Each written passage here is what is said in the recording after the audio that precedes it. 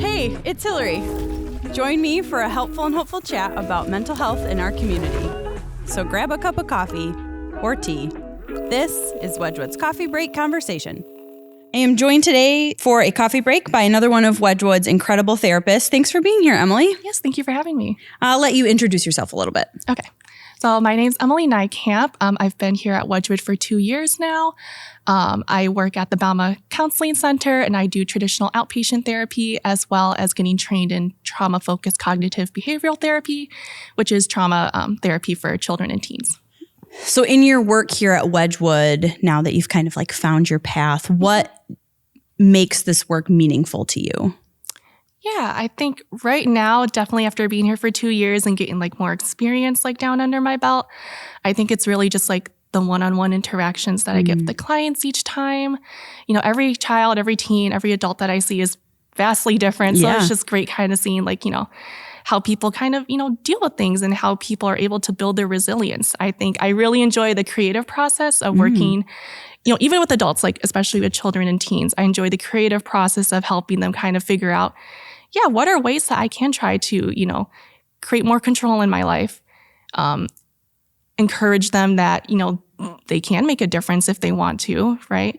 Just being able to sit with them side by side each week, get to see their growth. I think that really makes me happy when I get to see like, oh, there is actually change happening here. Yeah. Because every week there could be something different.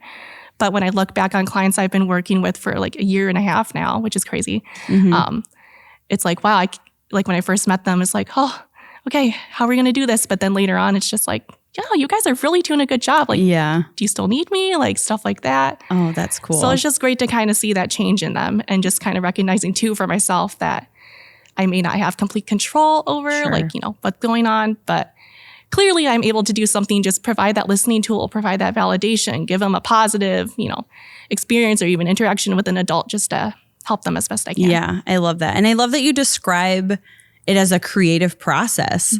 I think a lot of times we think of anything to do with mental health as kind of a science or whatever. But I mean, of course, there is science to it, but the idea that it is creative and there is opportunity to be innovative is super cool. And I love that. That's how you describe that. A topic I've been seeing a lot in my social feeds especially is burnout. And so I'd love to dive into that a little bit today. To start, what exactly is burnout? And it's more than just like a trendy buzzword, right? It's a real thing.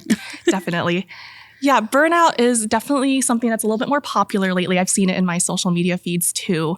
It's basically after experiencing like, you know, a lot of prolonged or even like chronic stress is when burnout tends to show up for people. It's typically associated a lot with workplace culture is when we experience burnout, but it can also kind of lead into other areas of life, especially in relationships, like, you know, with parenting, being a caregiver to someone, stuff like that. And so what causes burnout? It's extended stress. Why is it such a hot topic right now? I feel like right now, burnout, some of the like symptoms of burnout can be mostly exhaustion, like mental, physical, emotional. It can be that sense of dread or apathy, which is when you don't quite have like the same enthusiasm for things. It mimics a lot of depression-like symptoms. Oh, interesting. With that mood. I think it's really popular right now, post like pandemic and everything. I feel like a lot more people, especially in, I feel like it's affecting a lot of people right now who are in like caregiver or like people professions, especially because we're feeling overworked, undervalued.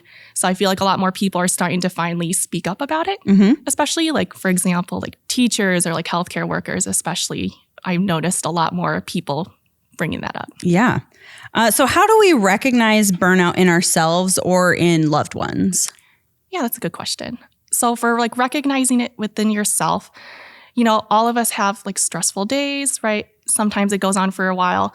But if it's going on for like, you know, every single day, longer than a week, and we're starting to feel a little irritated, maybe we're not as compassionate to the people we're working with, or even the people who are in our close relationships, like family members and stuff. If we're starting to feel like this sense of dread, even just trying to go to work, if we're feeling just exhausted, you come home from work and like you feel like you can't do anything. You know, those are some clear indicators that clearly something is up. Yeah. Because we're not functioning how we used to be.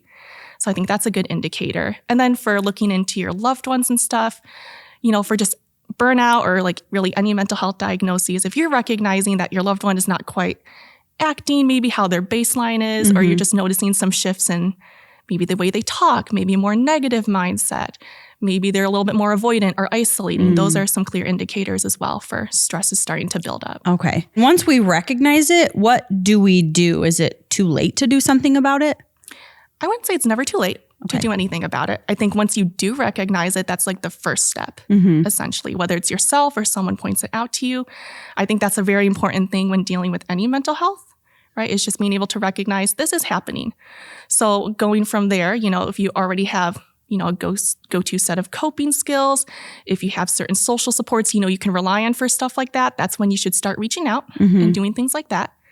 If you kind of don't know where to start once you recognize it, that's a good sign to kind of reach out to maybe professional help just to kind of get you an idea of where can I go on this journey with it. And building your support system. Yeah, building your support system, talking through ideas, just another person to bounce stuff off with. Yeah, that's a great idea. And what can happen if we don't address burnout and we just keep pushing through? Yeah, I feel like that's very common, especially in the workplace, because I feel like right now people want to overachieve, or maybe some people have certain personalities like perfectionistic, type A.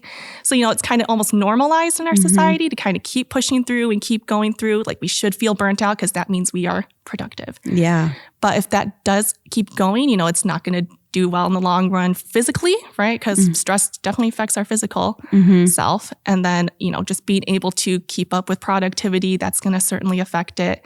And then, of course, if you keep going on with all this stress, it's not a cause, but it can definitely lead to or correlate with depression symptoms and just leading to some more, issues along the way if we develop certain habits and how we deal with stress. And you're talking about how a lot of times it's extra noticeable in like the helping profession. So healthcare workers, social workers, direct care staff. And I feel like the idea of pushing through seems to be more prevalent in those spaces because the work is important. I mean, there's no denying that caring for another person is an important thing to do. So how can we balance wanting to care for other people well, but also needing to take care of ourselves? Definitely. Working with people is a challenging job. It's so important, but we got to realize that everyone's human. Just because we maybe learn different theories or techniques to help people, it does not always play out how it is. There's no like 1, 2, 3, like certain steps we can do to help, because there is an element that's out of our control as like healthcare professionals that like we can't always fix the problem. It's not our job to fix people. It's our job to support them. Yeah. So I think going in with that mindset that we're not here to control or completely fix the situation, we're just there to help support and give the tools for the other people. And I think that's where burnout can kind of happen the most, because you feel like you're doing everything you can, yet maybe we're not seeing results. Yeah. It's a good reminder that like you're there to support and help, but you're not there to fix or to change everything. It's not solely your responsibility. Exactly. Yeah. Great reminder. Is burnout inevitable? That's another good question. I think stress is inevitable, just it's a part of the human experience. It's letting us know maybe when we've done a little too much, right? It's a warning sign for us. So stress is inevitable. Burnout, I wouldn't say has to happen, but if we're letting stress go on for a long period of time and we're not necessarily addressing it at the beginning, then yes, it can. But once burnout does happen, it doesn't mean we can't do anything about it. So what are some ways that we can prevent burnout? Yeah, so for preventing burnout, it's definitely a lifestyle change when it comes to burnout or just any mental health diagnoses or any medical diagnoses. You're supposed to do some things to change up your lifestyle, right? Doctors recommend, eating well, sleeping well, getting in good meals and everything. So it's the same with mental health, essentially. It's kind of keeping up with certain stress prevention techniques, right? Kind of getting into the routine of things to kind of keep up with our self-care, which can look like obviously making sure there is time to interact with our social supports, making sure there is time where you separate yourself from work or whatever is the main stressor. Sure. Right? Giving yourself that break, whether it to be focused on something creative, something active, whatever makes you happy. Really, it doesn't have to be perfect. Another way is to kind of take some time and reflect on what are our triggers, you know, because we can't deal with something if we don't know what is actually causing it. Yeah. And of course, different triggers in our life, you know, require different solutions or different ways to problem solve it. So if you're able to reflect on that by yourself, if you're able to reflect with that talking to a family or friend or talking with a counselor, you know, just whatever helps get you thinking about that, then certainly you can figure out ways to kind of, you know, tackle that. Yeah. And so it sounds just like being self-aware so you can keep an eye on yourself for when you notice signs of, you know, chronic stress, but then also knowing ways that help you feel less stressed. I love that.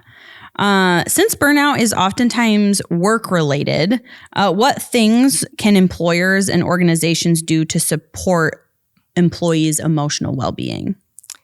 Yeah, so I guess ways for maybe employers or just organizations to help out their employees with burnout is just, you know, making sure that they're transparent and recognizing what are the particular things in this job, what are some common themes we're noticing with people, you know, maybe being less productive or maybe they're contributing to like some stress in the workplace.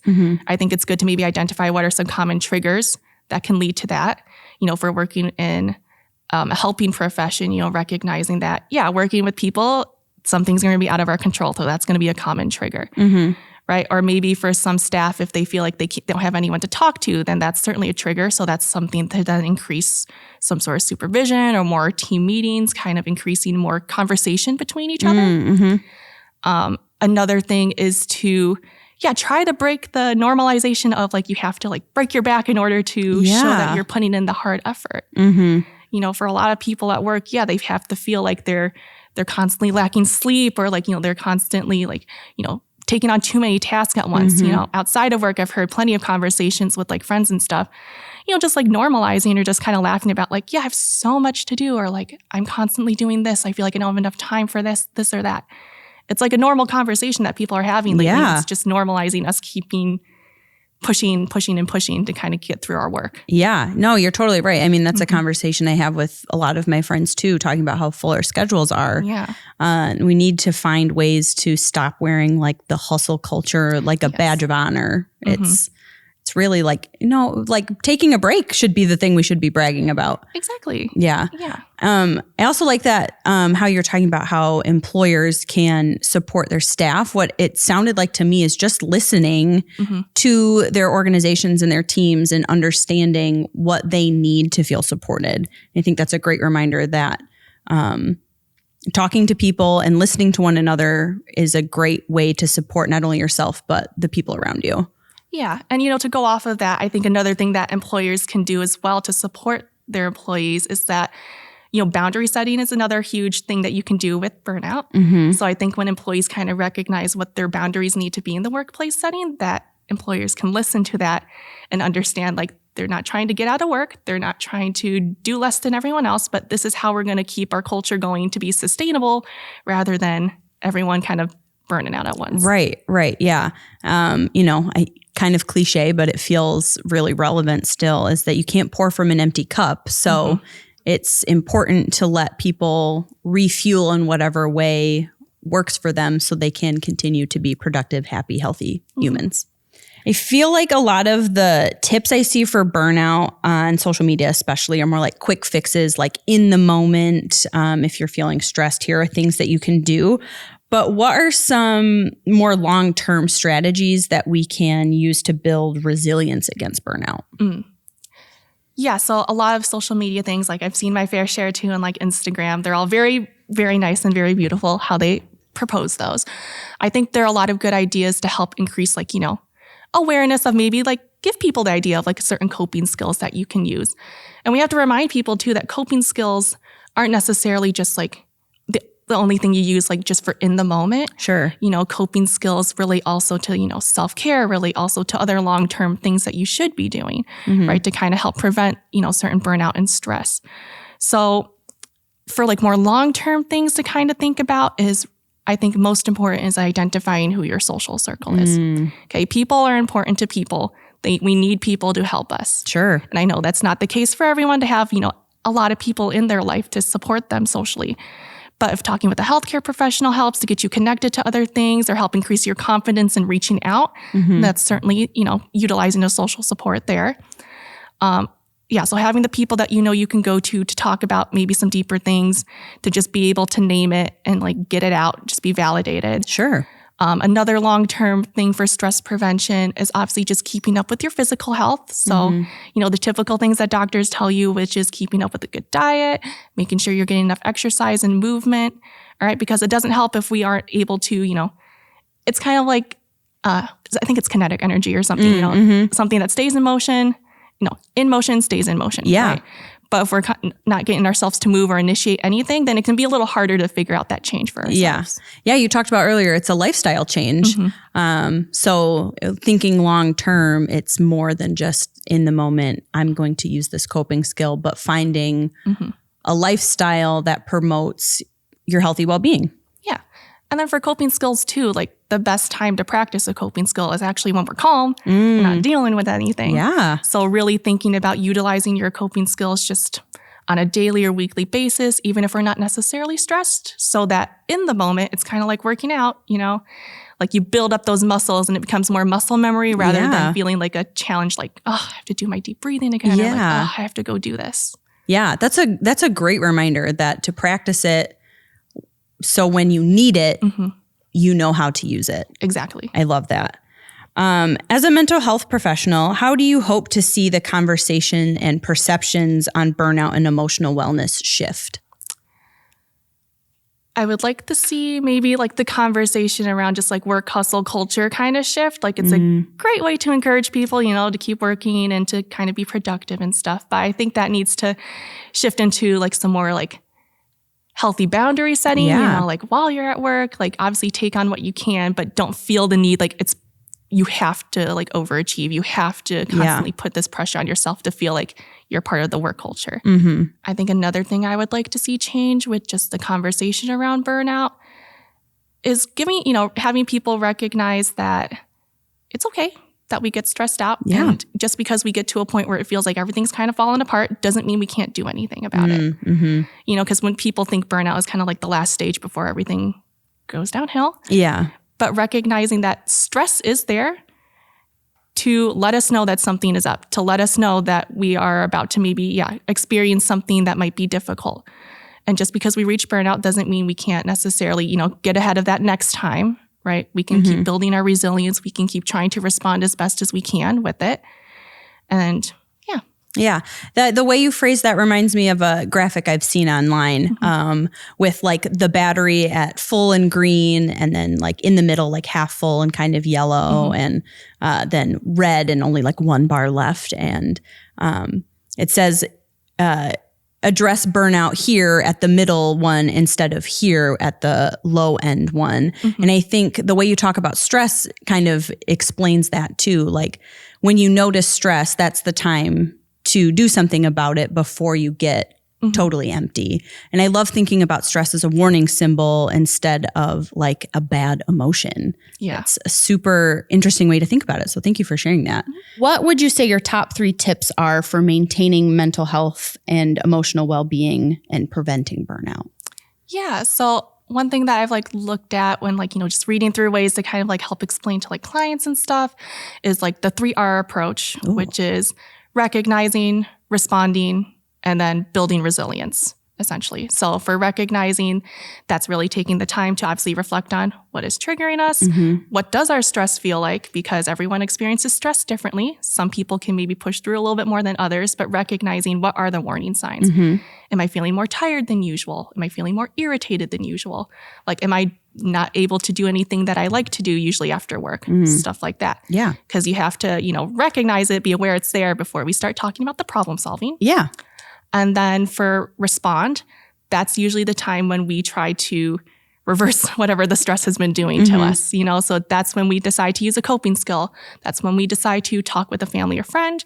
Or maybe that's the time we decide to, hey, maybe I want to talk to like a mental health professional and just get some more ideas on how to tackle this for myself. Yeah.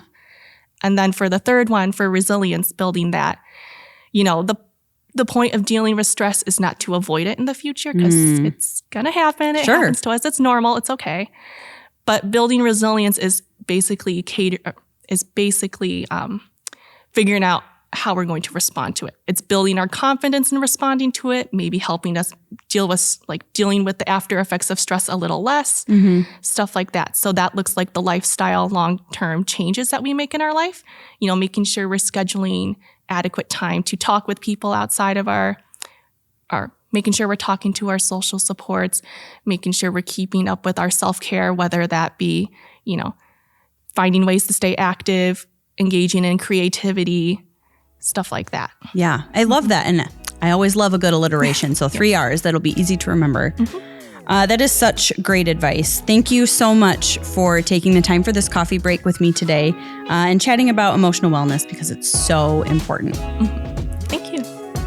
If you are feeling overly burnt out or like you could use extra support with your emotional well-being, Wedgwood is here to help. Our team of incredible mental health professionals, like Emily, are ready to help provide you with practical, meaningful guidance.